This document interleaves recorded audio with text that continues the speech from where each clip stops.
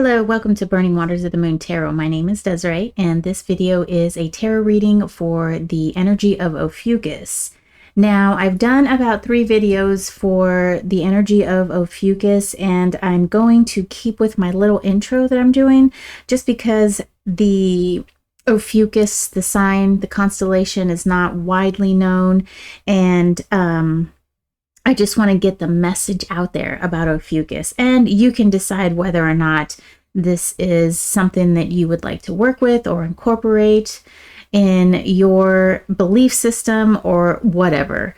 Most tropical astrologists feel that Ophiuchus is not even supposed, it doesn't need to be a sign. It's not even a part of the constellation system. But like I said, that is completely an individual decision. And Ophiuchus is above the ecliptic, above the constellation of Scorpio. So we have the ecliptic here, Scorpio's down here. Scorpio's claw crosses the ecliptic. And so Ophiuchus is on the top of the ecliptic, and his thigh comes down and crosses the ecliptic. Now, both of those constellations are right in, they sort of sandwich the galactic center. And Ophiuchus is the birth dates December 7th through the 17th, if I'm not mistaken. And excuse me, it might be the 18th. And so actually I have the list right here. Let me just pull it out. Just so my daughter is so cute. Look, she said, "Here you go, Tooth Fairy," and her tooth fell out. So she's so cute. She does the cutest little things, and I save all of that stuff. It's all going to be saved, and we're going to look at it when she gets older and look at it with her children. Okay, so it's December 7th through December 18th. And so many of you who might think that you're Sagittarius, you're actually an Ophiuchian, or you were born under the Ophiuchian constellation. Okay. And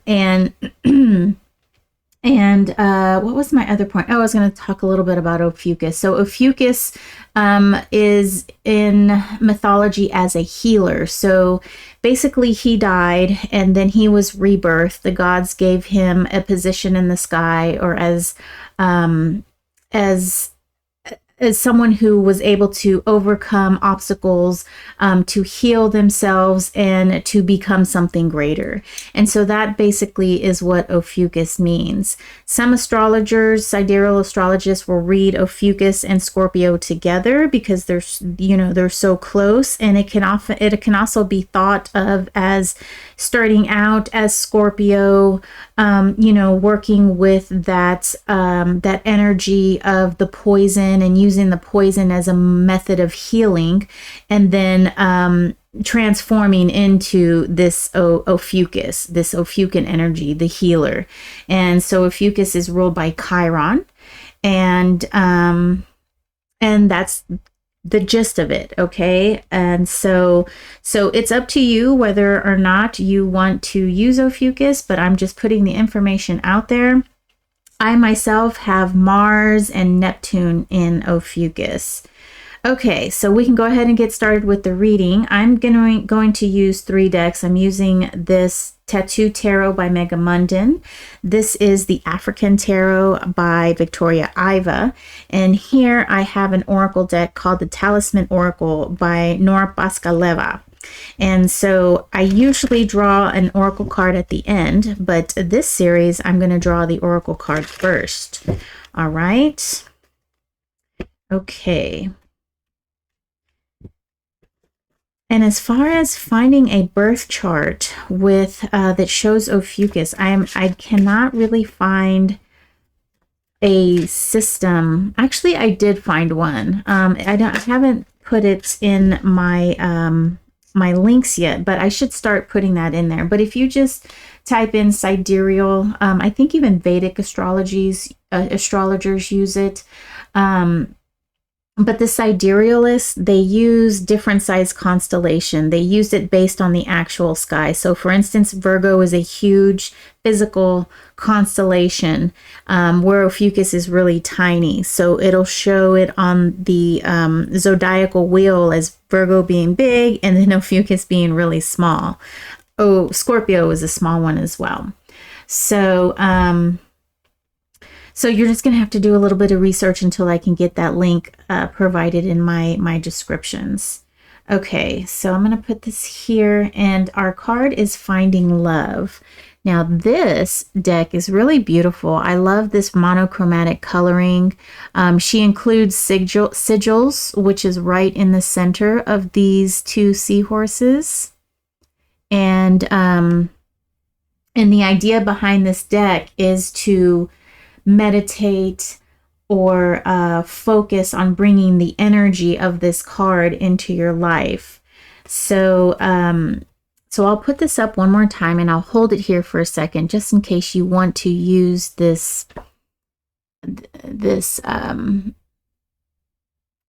card as a means of meditation and a focal point, if you would like. Okay, you can just pause the video. All right, Finding Love.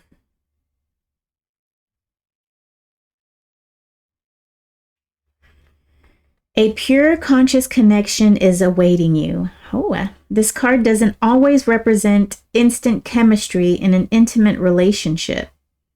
It could also represent a nourishing platonic bond based on honesty and mutual appreciation. As this card also means finding your true soulmate, be on the lookout, as serendipity can bring an inevitable shift in the air that can form a spark in your love life. A stable and fulfilling connection built on trust and respect can make you fascinated with your other half, but moreover, it helps you reconnect with your true self. Seahorses made for life. Meditate on this card when you want to strengthen your relationship with your beloved.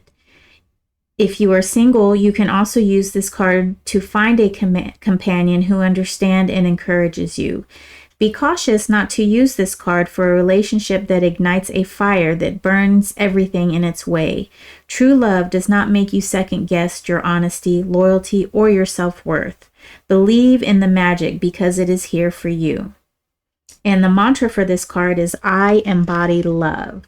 Okay, so this is about a connection. It doesn't necessarily have to be a soulmate connection. It can also be a friendship, any kind of connection where you're able to feel vulnerable. You feel safe. You feel at home with someone, and that can be a friendship. That can be strengthening the bond between siblings, anything like that, where you have that comfort of being yourself. And the other one, the other part of that, the other half of that is comfortable as well. So there's a great synergy that is created between the two of you.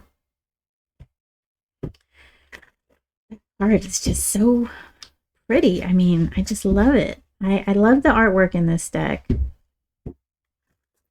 And I do like that it's not very colorful. Not to say that I don't like a colorful, bold colored deck, but I do like its simplicity, and yet there's intricate details that that can be discovered at later times.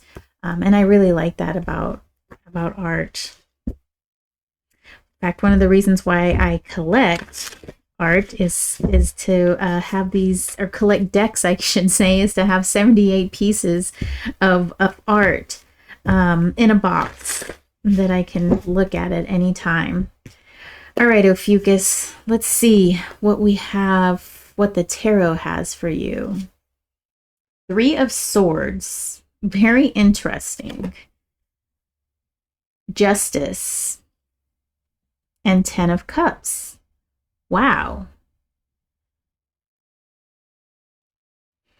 Okay, so right off the bat, you know, the 10 of Cups, this is, so let me back up just a tad. This deck here is more of a pip deck. It's not it doesn't have illustrated minors like RWS, though there are some nods towards RWS.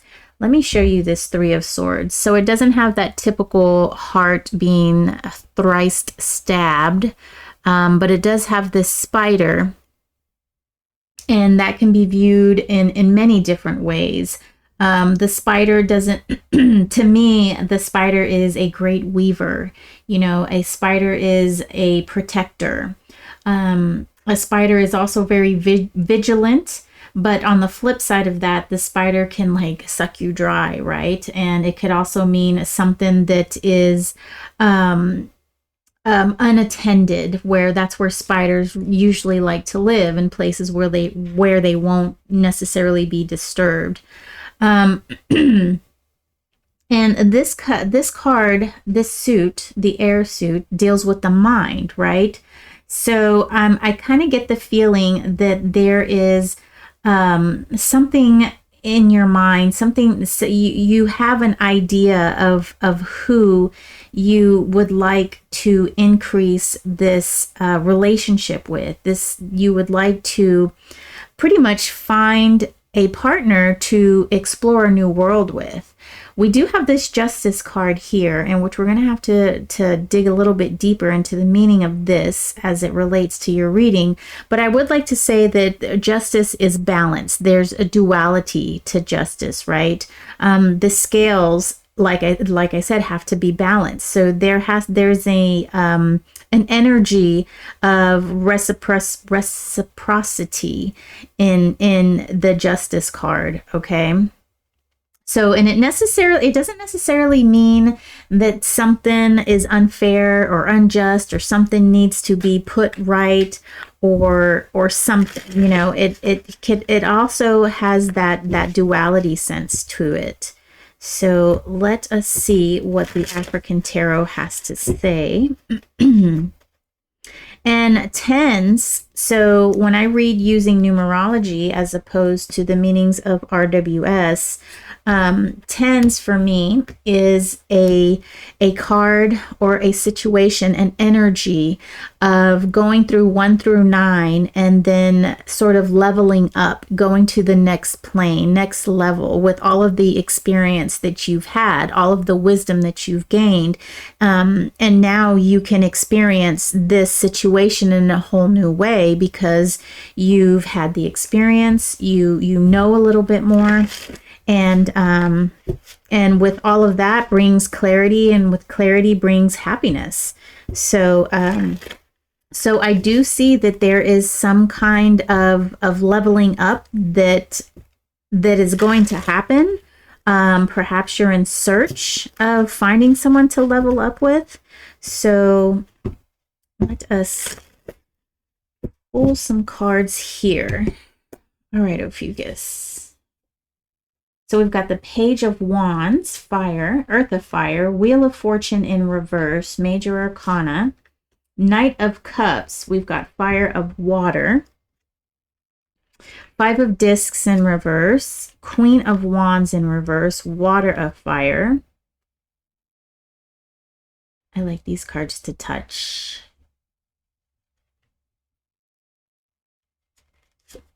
Nine of Wands, Fire, the Magician, Major Arcana, Queen of Cups in reverse, and the Hermit. So we've got two queens here, and they're both in reverse. Let me switch your view here so you can see what is going on with your beautiful spread. And we have 3 Major Arcana down here, in addition to our upper level with the Justice card. The Wheel of Fortune. Now, this card for me is more of a card of letting us know that the wheel keeps on turning. The sun rises every day. The sun sets every day. Nothing's going to stay good for your entire life. Nothing's going to stay bad. And I always like to say that when the Wheel of Fortune pops up. Anytime you feel like you're in an energy you don't want to be in, change the way you're looking at it. Change the energy that you're putting in. Are you thinking to yourself, oh, that sucks to be here, I hate that I'm here, and I can't believe it, and my life is terrible, I have such bad luck? If you're thinking like that, that energy is going to keep perpetuating itself. You want to change the energy that you're putting into the situation, not only by thoughts, but also by action as well. So with this Three of Swords energy, we've got this Page of Wands and the Knight of Cups. Like I said, he is earth of fire. The Knight is fire of water. So we've got some good fire some good fire energy going here.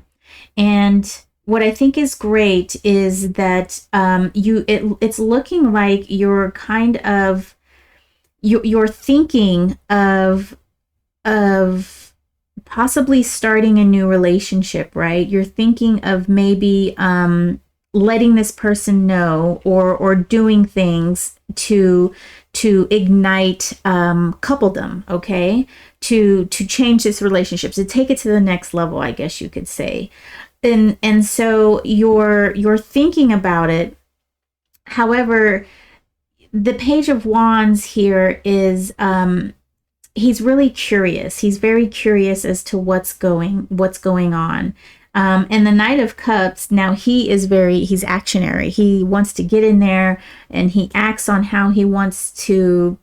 He acts on what his heart is telling him to do. But I do feel like there's just a little bit of trepidation because maybe of a past experience. Perhaps that's what it is. So, so moving on to this, let us see. Yeah, with the Five of Discs here, it seems like maybe you have experienced a bit of loss when it comes to this part of your life. And you're a little unsure if you want to put your energy into that, which I totally get. I understand that. And that's what Justice is trying to say here, is that you're sort of weighing your options. You're kind of, you're just a little hesitant just because of what's happened in the past. And you're really apprehensive about going this way. And it's kind of feeling like it might be a friendship that you're not quite sure if you want to take it to the next level, perhaps because you don't want to muddy up the friendship if it doesn't work out. And that's completely understandable. Very, very understandable. Now, what's cool here is we have the Magician and we have the Hermit under the Ten of Cups. And let me take a bit of tea here. Oof, I have bergamot oil, and I put some in my tea, and I just put way too much. Like, I dabbed the little dropper, just one time, and nothing came out. So I dabbed it again, and like it came out as like three drops came out. Really, I really only wanted half. So half a drop, which I probably should have used a toothpick or something, but I know better. I was just trying to do it hurried. So my tea is very bergamonty, but bergamot is delicious nonetheless. I make a wonderful Earl Grey tea with lavender and this bergamot. And what tea is that called? Oh, it's a real dark black tea, and it's long. I can't think of it. Anyway, okay, so with the Magician here, the thing is, we have the Queen of Cups, and what I'm feeling here is you're wanting to create this, you're wanting to to explore this relationship. You want to turn this relationship into something bigger, something better. But this Queen of Cups being in reverse, I feel like this is holding you back because you're, like I said, you're worried about what is going to happen in the future based on some past experiences. And that's not to say that that's a bad thing, because that's good. That is what we need to do. We need to take into account what has happened to us in the past and use that wisdom and apply it to how we operate in the future. But some things just can't be predicted. Some things just we can't always, there isn't a fail-safe, right?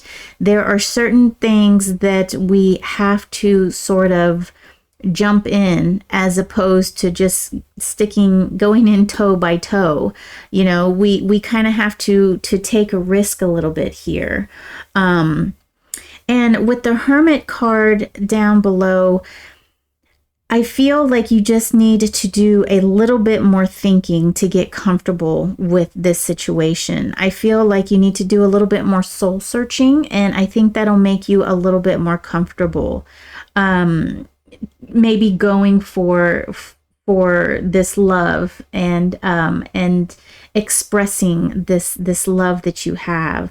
So while you may not be comfortable with it now, I think if you do a little bit of soul searching, and it's obvious here that there is something that you want to explore.